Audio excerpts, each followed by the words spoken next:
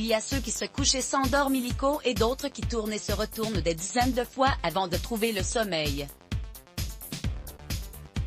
Si vous faites partie de la deuxième catégorie, c'est peut-être parce que, sans le savoir, vous avez pris de mauvaises habitudes qui vous empêchent de tomber dans les bras de Morphée.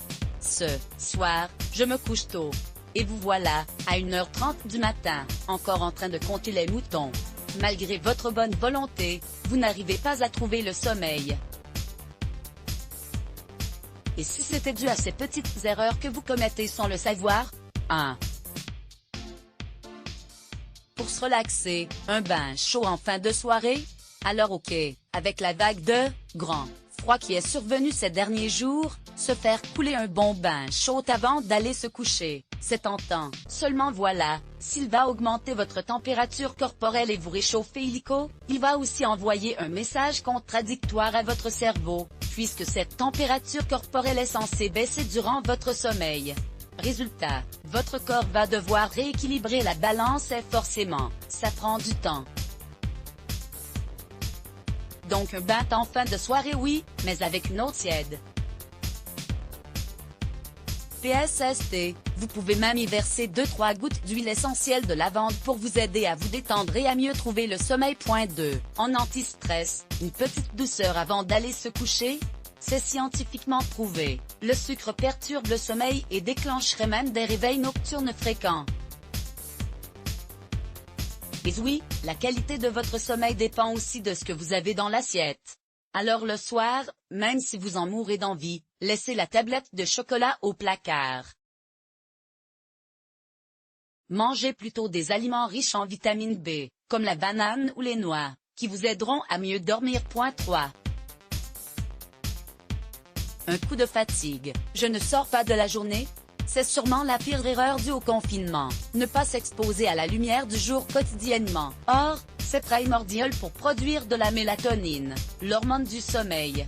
Cette dernière est en effet induite tout au long de la journée grâce au soleil et, le soir, elle est sécrétée à l'organisme pour favoriser un bon endormissement. Alors même si vos journées sont bien chargées, pensez à mettre le nez dehors au moins 30 minutes par jour pour faire le plein de mélatonine et de vitamine D. 4.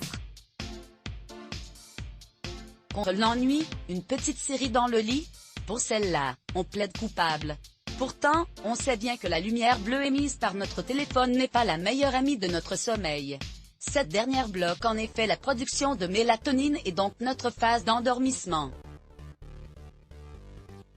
La solution? Coupez tous les écrans au moins 1 heure avant d'aller se coucher.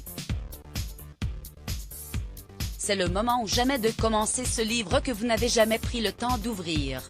Et si vraiment vous êtes accro à votre smartphone, munissez-vous de lunettes anti-lumière bleue, qui limiteront un tant soit peu les dégâts. 5. Fuir la monotonie. Et le train-train quotidien. Pour bien dormir, il est important de maintenir le même rythme biologique chaque soir. Inutile de lutter contre le sommeil, bien au contraire, plus vous forcez, parce que vous voulez encore regarder un épisode de cette super série, plus vous allez casser vos cycles de sommeil. Résultat, votre nuit sera beaucoup moins régénératrice. Et bonjour les poches sous les yeux au petit matin. Pensez donc à vous coucher à des heures régulières chaque soir. Votre corps et votre esprit vous remercieront. Parole de Voici.